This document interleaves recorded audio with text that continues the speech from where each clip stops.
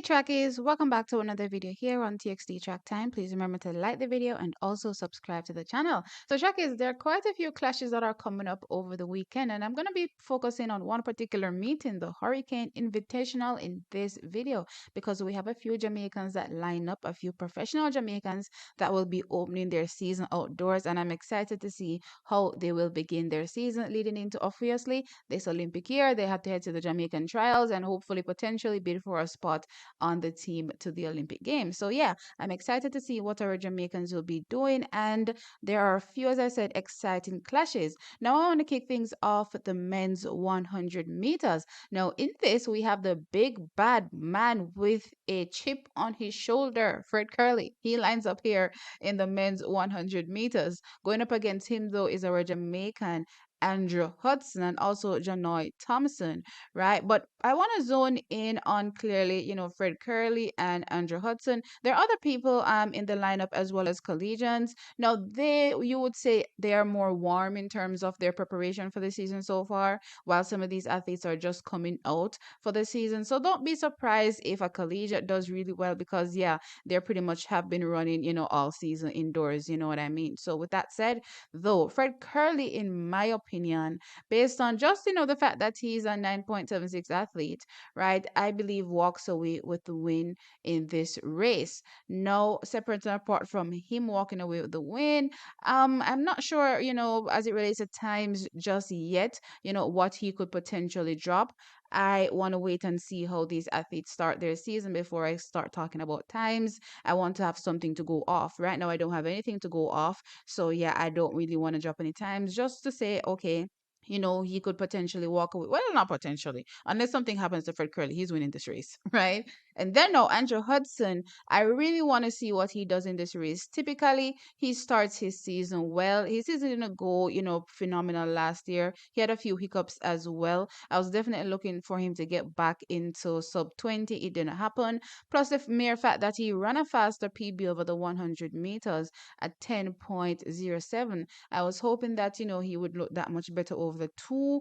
But again, as I said, it didn't really materialize. That's how it goes with athletics sometimes, Jackies. It just isn't a smooth road all the time. So with that said, I'm hoping though that he'll be able to get his season off to a stronger showing this year and hopefully potentially have some more races as well. I do believe, he didn't race that much last season as well. So I'm hoping that he can, race much more to get into his running this season. So with that said, with a PB of 10.07 done last year around in April, I believe he can start his season off well and hang on to the coattails of Fred Curley and go close to 10 seconds in this race potentially. So I'm looking out for a good performance from Andrew Hudson in this race. That's how I'm looking at it right now. Again, no solid times. Clearly, I'm just hoping that our athletes come out and do well and we can build from there. So once I see the foundation that you lay down, then I can go from there. Right now, also track is in the men's 200 meters. This is another interesting battle that we have coming up here with our Jamaican athletes. And one particular Jamaican that has been really sticking out since last year, Ryiem Forde. He lines up here, but he goes, as I said, in the men's 200 meters. And this for me is going to be very, very interesting because I'm looking at Ryiem Forde and he's, been impressing me time and time again. So far this season, he's run a personal best 6.60 meters over the, or 6.60 seconds, sorry, over the men's 60 meters. So with that said, going into this race, I believe that Ryiem Forde matching up against the likes of a Matthew Hudson Smith, a Damarius Fleming, and Godson Odebrume, these are collegians. I believe that he stands a pretty good chance of walking away with the win. Now, based on personal best, we also have from a Jamaican perspective, Janoy Thompson as well in this race. But based on personal best, I believe Marcus Fleming may be the fastest here in the race. As you all know, Matthew Hudson Smith specializes in the 400 meters. And I am particularly impressed seeing Ryiem Forde take on the 200 meters. His personal best in the 200 meters is from all the way back in 2019.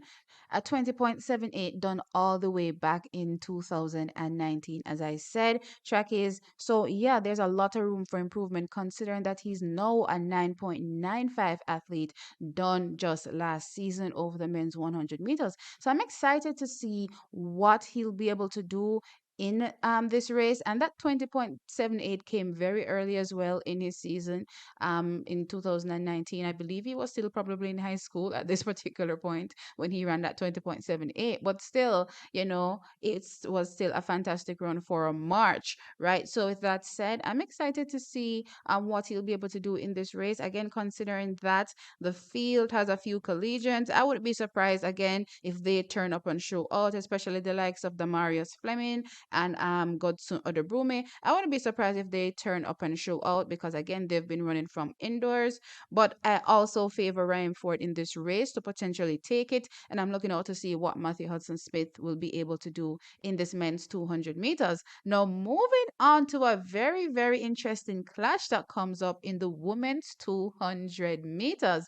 Now this is a clash that some of y'all probably have been waiting to hear me talk about, and that is a clash that comes up with Brianna Liston and Tamari Davis. Wow. Now this is the women's two. I'm glad that she's starting with the women's two, right? Get work on that strength. She hasn't gotten an opportunity to run many 200 meters. Unfortunately, she tried one that failed miserably because clearly it's an indoor track. She can't navigate it that well. So yeah, that didn't really go to plan. So I'm excited that they're starting with the 200 meters with her and not the one, again to show that she has that strength over the distance. No, when we look at these athletes in terms of personal bests, we have a Tamari Davis that has gone so far last year running at 22.30 seconds. However, interestingly, when I look at Tamari Davis for this season, she has come out running a 7.62 seconds indoors, and typically around the same time last year she was a 7.08 second sprinter indoors.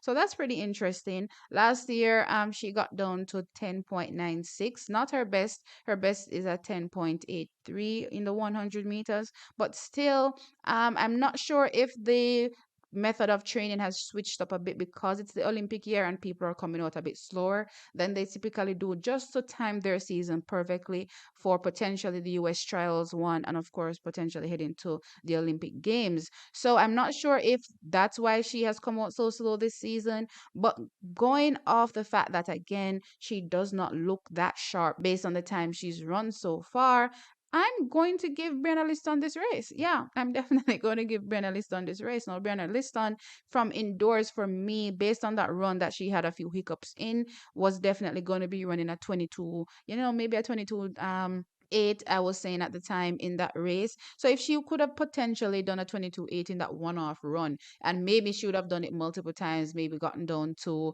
maybe a 22-5 4 maybe indoors, you never know, right? I definitely think she's coming out hot in this race, in this 200 meters. So I expect her to walk away with the win, and it could be potentially close to her personal best, if not breaking her personal best the first go around in this 200 meters. That would be exciting.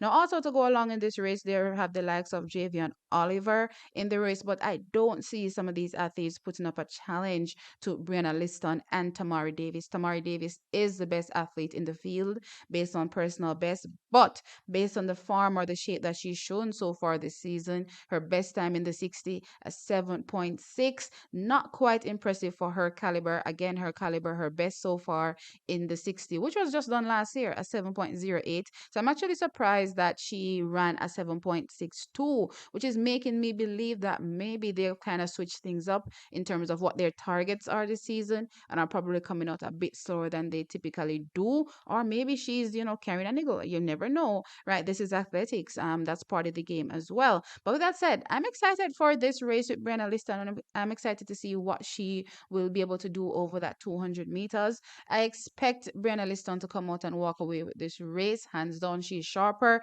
She's been running the 60, running phenomenal, 7.03 seconds, second fastest collision ever. So yeah, I believe that this is definitely her race with a personal best of 22.53 versus a personal best of 22.30. Yeah, I think that's another that can definitely challenge Tamari Davis, especially now that she's on a high. She's primed and ready to go fast. I'm excited for this women's 200 meters. But anyway, trackies, we do have other Jamaicans that will be partaking at this meet, but I'll be giving you my general roundup after the meet is completed. So look out for that video. But again, that comes up tomorrow at the Hurricane Invitational. Let me know your thoughts in the comment section below. Like the video and subscribe to the channel. I'll catch you in the next one. Bye.